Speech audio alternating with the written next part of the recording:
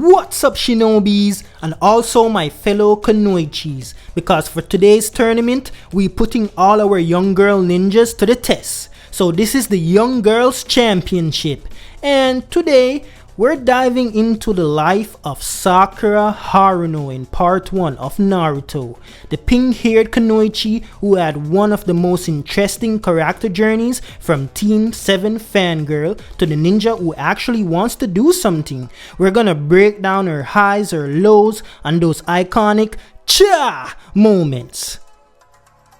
Okay, so we picking her rival, Ino of course,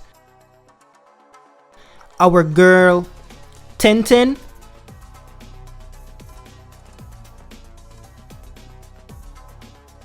my favorite girl character from the show, Hinata. We picking Shikamaru's future wife, Temari,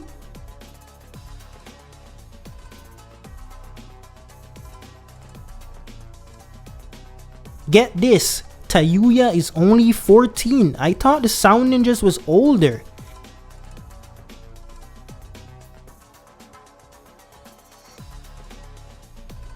We picking Obito's obsession,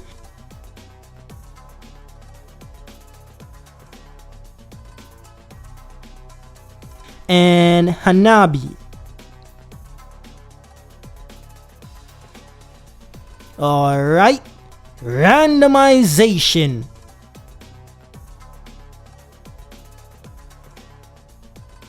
Stage selection.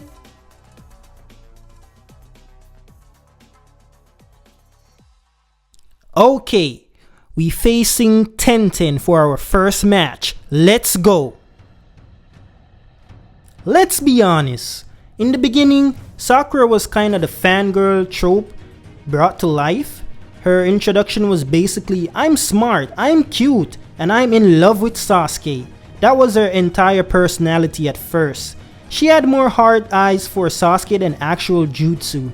But to be fair, she did have some hilarious Naruto bashing moments where she'd whack him on the head for being Naruto.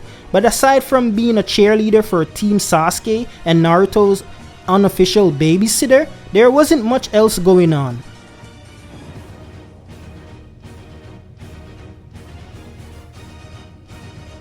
But wait!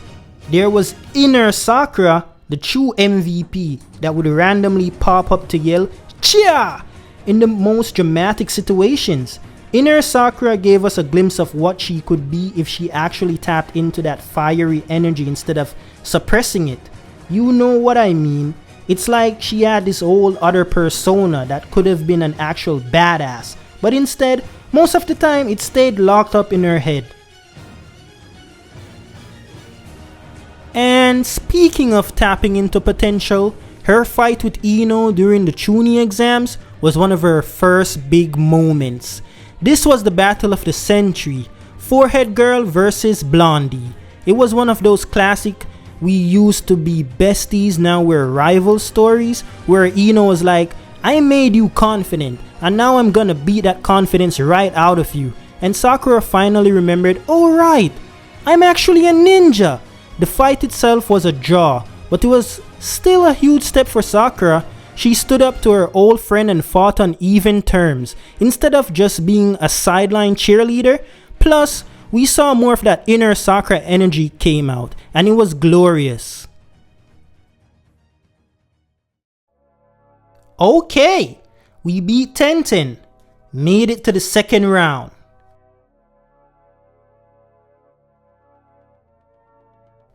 Wow, a canon fight here. Tayuya versus Temari. Temari wins. Hinata versus Rin. Please, please. Hinata, yes. Hanabi versus Ino. Hanabi winner.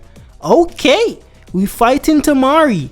I know if this was the actual anime, who would win, no doubt. But this is not the anime, so we beating that ass.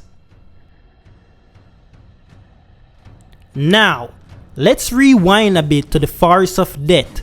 Sakura had one of her first real put up or shut up moments here, when Sasuke was out of commission and Naruto was, well, being Naruto, it was up to Sakura to protect her team from the Sound Ninja. For once, she wasn't just standing there screaming, she actually tried to fight back and even cut her own hair in a dramatic show of "I'm serious now." Sure, she still got smacked around, but that was the first time we saw her genuinely try to step up and not just rely on Naruto and Sasuke to do all of the heavy lifting.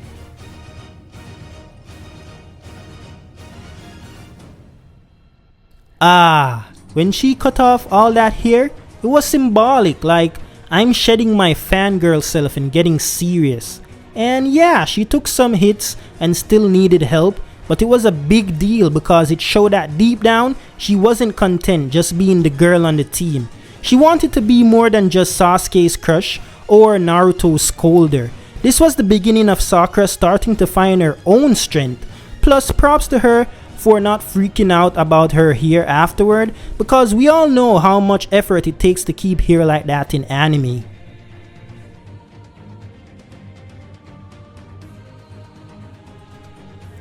And then we get to the Sasuke retrieval arc, where Sakura had probably her most heartbreaking moment in part 1.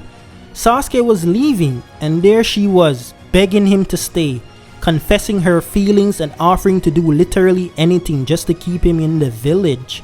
It was painful to watch, especially because Sasuke's response was, well, a silent thank you and a see ya. But here's the thing, that moment was necessary for Sakura to realize that just being in love with Sasuke wasn't enough. She needed to get stronger if she ever wanted to actually make a difference.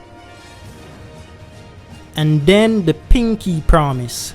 Naruto reassures her that he'll bring Sasuke back, and she breaks down in tears, realizing that Naruto's willingness to do anything for his friends was something she needed to adopt as well. It was a turning point for her. This was when she stopped being content with watching others fight and decided that she wanted to be someone who could stand by their side as an equal, not just as a bystander.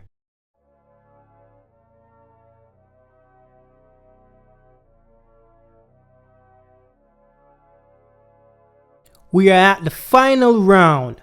Okay, Hinata versus her sister Anabi. Yes, my wife. Oh wait, I mean Naruto's wife won.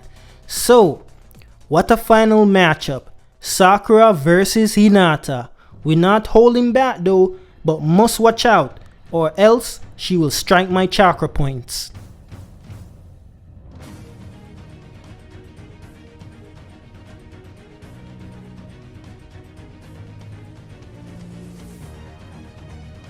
And that's where part 1 leaves us. Sakura training under Tsunade, the 5th Hokage. This was a game changer because Tsunade wasn't just some random teacher. She was one of the legendary Sannin and a medical ninja powerhouse. Sakura's decision to train with her was the beginning of a transformation from a background character to someone who could really hold her own. She was finally going to put all that potential and all those cha moments to good use. It was like, alright, part 2 Sakura is gonna be a whole different beast.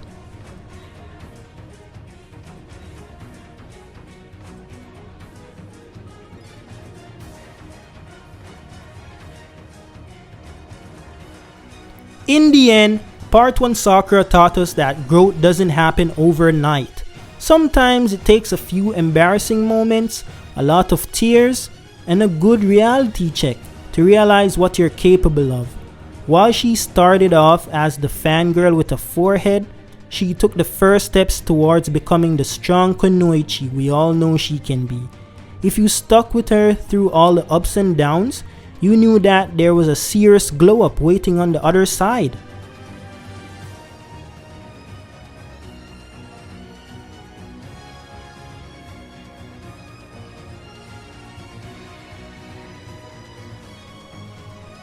So, what's the verdict in part 1 Sakura Haruno? Let's not sugarcoat it. Sakura was definitely not the strongest or the most useful member of Team 7 at the start.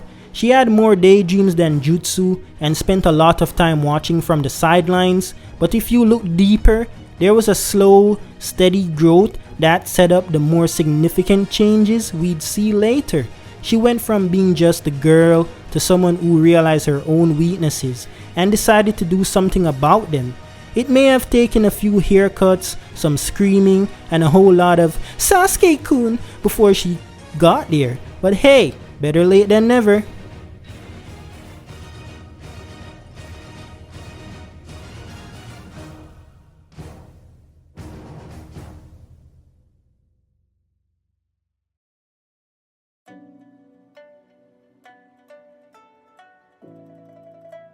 Okay, our winner for the Young Girls Championship is Sakura Haruno. I'm so proud of her.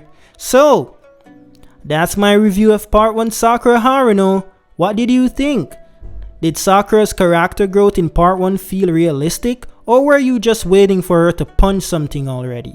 Drop your thoughts in the comments. If you like this video, hit that like button, subscribe, and turn on the notifications for more reviews and tournament battles. We already covered Team 7, so stay tuned. And remember, no matter how many times life knocks you down, just pick up yourself and say, Chia! Alright, see you later, fellow ninjas.